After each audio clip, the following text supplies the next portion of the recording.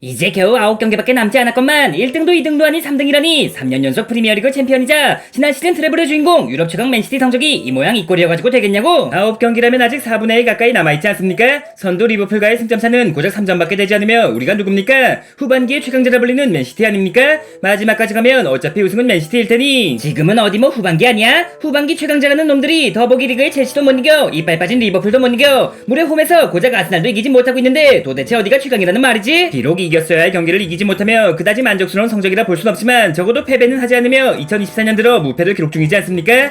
연기된 토트넘 원정 경기를 제외하면 그렇게 빡센 경기가 남아있지 않기도 하니. 우리가 마지막으로 졌던 팀이 아스톤 빌라였으며 당장의 다음 경기가 빌라전이라는 거 몰라? 더군다나 챔스 8강 상대가 천적이라 할 수 있는 레알로 결정되며 그 어느 때보다 험난한 일정을 앞두고 있구먼. 아무리 험난한 일정을 앞두고 있다 해도 맨시티엔 현 시점 유럽 최고의 플레이메이커 저 김덕배가 있지 않습니까? 비록 최근 몇 경기에서 공격 포인트를 올리지 못했지만 다음 경기만큼은 반드시 골과 도움으로. 골이고 도움이고 나발이고 그 머리부터 좀 어떻게 하면 안 되겠나? 어울리지 않게 멋을 부리고 다니는 바람에 덕배가 근본을 잃어버려서 맨시티가 성적을 잃어버렸다는 말까지 나오고 있다고? 아니 홀란드의 장발머리나 그릴리쉬의 시추컷은 물론 아케의 마데걸레컷, 아칸지의 식브리컷, 심지어 도쿠의 말미잘컷 역시 아무 말 없이 지내셨으면서 어째서 제 머리만 가지고. 솔직히 말해 맨시티가 다른 팀에 비하면 근본이 살짝 부족하다고 할 수 있지 않나? 근본하면 김덕배, 김덕배하면 근본이었기에 그나마 균형을 유지할 수 있었건만 도대체 무슨 바람이 들어서 하라는 패스는 안 하고 멋을 부리고 있냐는 말이야. 아들 딸이 자라나면서 TV에 나오는 아빠의 모습이 조금 더 멋있길 바라더군요. 뭐 이전 스타일이 더 좋았다는 분들도 계시지만 그래도 나름 유행하는 스타일로 잘나가는 미용실에 가서 거금을 들여야 한 머리인데 속상하게 들릴 수 있겠지만 자네와는 전혀 어울리지가 않다고. 또한 겉멋보다 중요한 건 내면의 아름다움이지 않나? 예전처럼 깔끔하게 이발도 좀 하고 로드리처럼 바지도 좀 넣어있고 늘 그랬듯 축구에만 집중하는 게 자녀들도 팬들도 더 바라고 있는 그림일 테고. 감독님께서 머리가 없으신 관계로 공감하기 어렵겠지만 아이롱펌을 몰랐던 시절이라면 모를까 이제 와서 다시 그때로 돌아가긴 힘들 것 같습니다. 무엇보다 축구 선수가 축구만 잘하면 그만이지 제가 어디 유망주도 아니고 조금 있으면 은퇴를 하니마니 하고 있는데 그런 것까지 신경 써야겠습니까? 명색이 세계 최고의 플레이메이커라는 선수가 발롱도르 한번 못 타보고 은퇴할까봐 그러는 거 아니야? 머리 좀 자른다고 발롱도르를 탈 수 있는 거라면 그동안은 왜 못 탔겠습니까? 그리고 까놓고 말해 머리라면 저보단 홀란드가 훨씬 더 문제라고 할 수 있으며 경기력도 저보다 훨씬 심각한 상태이지 않습니까? 안 그래도 나한테 불똥이 튈까봐 입 다물고 가만히 있었구먼. 덕배형 진짜 1억이야? 내 주급은 1억이 아닌 7억이며 이 상황을 모면하는 데 있어 너만한 녀석이 없지 않겠어? 뭐 홀란드라면 워낙에 곱상한 얼굴 때문에 장발이 어울리긴 하지만 경기력이라면 얘기가 다르지.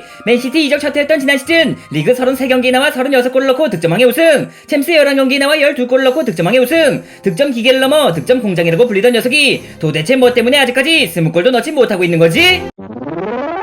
뭐 지난 시즌에 비하면 다소 저조한 페이스를 할 수 있지만 여전히 득점 선두에 올라있으며 24경기에 나와 18골을 넣은 선수에게 더 많은 골을 바라는 건 지나친 욕심이지 않겠습니까? 시즌 초반까지만 해도 지난 시즌 못지않은 페이스를 보여주며 이번엔 40골 고지를 넘을 수 있겠구나, 작년엔 실패했지만 올해만큼은 무조건 발롱도르를 수상할 수 있겠구나 라는 기대를 감출 수가 없었는데 지금은 기껏해야 득점왕 자리를 지키는 게 고작이지 않나? 어찌됐든 득점왕을 지켜내고 어찌됐든 우승에만 성공한다면 그만이지 않겠습니까? 40골 넣고 우승을 하든 20골 넣고 우승을 하든 우승컵에 차이가 있는 것도 아니고 네 녀석이 침묵을 이어갈수록 우승과 멀어지고 있기 때문에 그러는 거 아니야? 오죽하면 로이킨 그 양반 입에서 4부 리그 수준이란 말까지 나오고 있는데 도대체 뭐 때문에 경기를 거듭할수록 파괴력이 줄어들고 있는 거지? 친구라서 감싸주려는 건 아니지만 홀란드의 폼이 떨어졌다기보단 상대팀에서 홀란드를 막기 위한 대비를 철저하게 마쳤기 때문 아니겠습니까? 녀석에 대한 분석이 부족했던 지난 시즌과 달리 집중 마크가 붙어버리고 침투 패턴이 읽혀버린 상황에서 이만큼 넣고 있는 것만으로도 괴물이 따로 없다고 생각하는데 자고로 발롱도르란 알고도 막을 수 없는 선수들의 전유물이라는 거 몰라? 호날두와 메시는 물론 모드리치나 벤제마 역시 10년이 넘는 세월 동안 끝없는 분석을 당해왔지만 결국 그들을 막아낸 건 상대 선수가 아닌 거스를 수 없는 세월과 나이였다.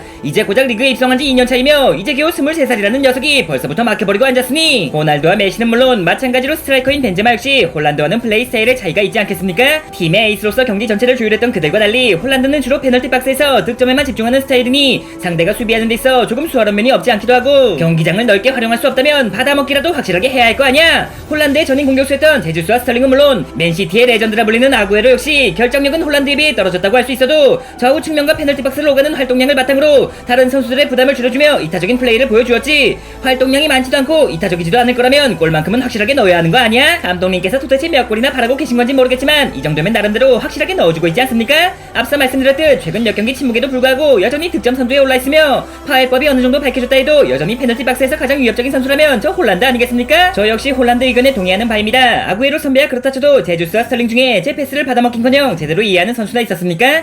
토트넘의 손흥민이나 리버풀의 살라 등 홀란드의 꽁무니를 바짝 쫓고 있는 골잡이들이 많다지만 어디까지나 각자 팀의 전술에 맞는 스타일이라고 생각하며 적어도 저 김덕배에게 있어서만큼은 적어도 우리 맨시티에게 있어서만큼은 홀란드만한 선수가 없다고 생각합니다. 하긴 뭐 현 시점 유럽 전체를 뒤져봐도 정통 9번 중에 홀란드보다 뛰어난 선수는 기껏해야 케인 정도밖에 없겠지. 그렇다고 녀석을 데려왔다간 우승복이 남아나질 않을 테고 구독자 여러분께서는 어떻게 생각하십니까? 프리미어리그 데뷔와 동시에 리그 최다골 기록을 갈아치우며 트래블 우승의 발롱도르 2위까지 거머쥐었던 맨시티의 스트라이커 엘링 홀란드. 최근 들어 홀란드가 부진한 이유는 무엇이라 생각하며 부진을 극복하고 다시 한번 괴물같은 모습으로 돌아가려면 무엇이 바뀌어야 한다고 생각하십니까?